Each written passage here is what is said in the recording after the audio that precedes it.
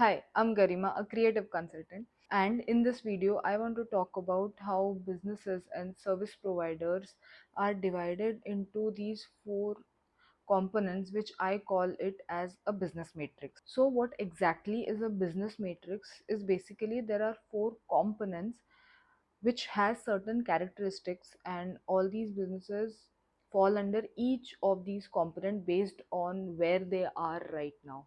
The matrix goes, there are, first we have businesses who have money, lot of money, who have made lot of money. These are our online businesses, people who know content marketing and all of these people. Then there are business owners or businesses who have less money. Well, these are people who are still working towards it. Maybe they are new to this entire thing, still reaching to the top. Then there is Lala Ji Ki Dukan, who has a lot of money, and there is Lala Ji Ki Dukan who has less money. Now, just to give context, what is Lala Ji Ki Dukan is basically, this is a concept that I call for businesses who are still using the traditional ways of doing a business.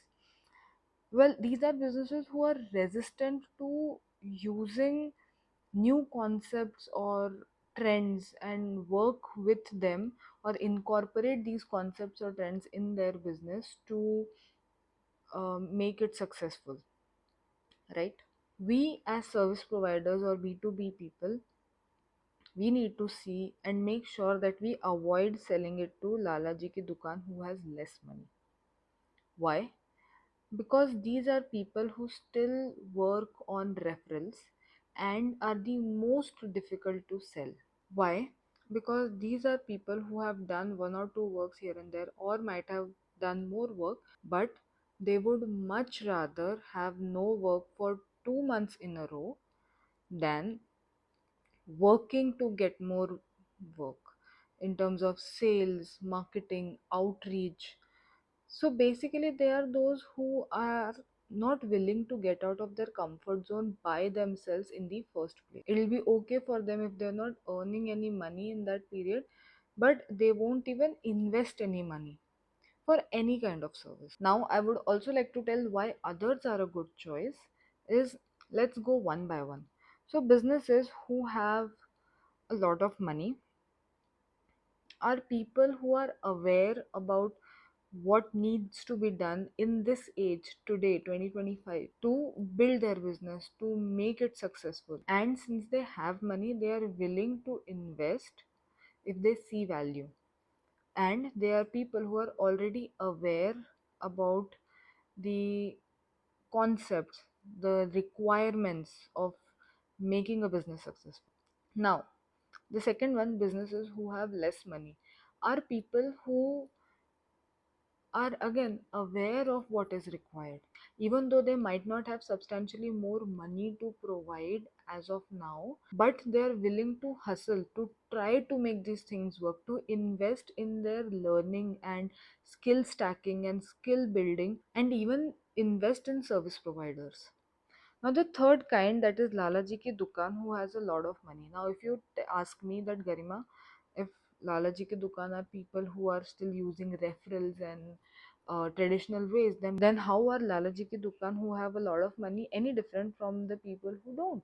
Well, to answer your question, people who are still using the traditional techniques or ways and are resistant to these concepts, they still have worked their way through to earn enough money in that field, in their field where they are working, right? So, if your services, your offer have value in them, they can actually create some substantial results for them, they will invest in it.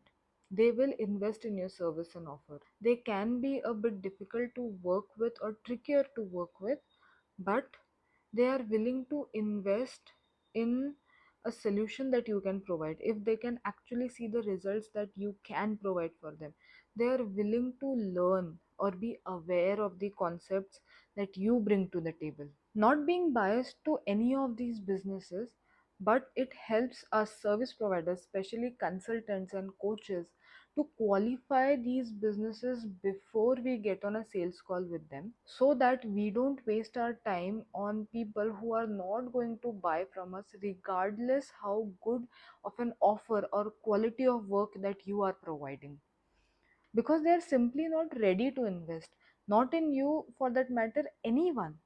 I believe every business has a learning curve, and businesses such as these are the most difficult to sell because they are not ready to face a certain type of struggle that building any business comes up with. So, whenever next time, as a business owner yourself, you are planning to work with another business, know which section do they lie on so that you can make a better decision for yourself.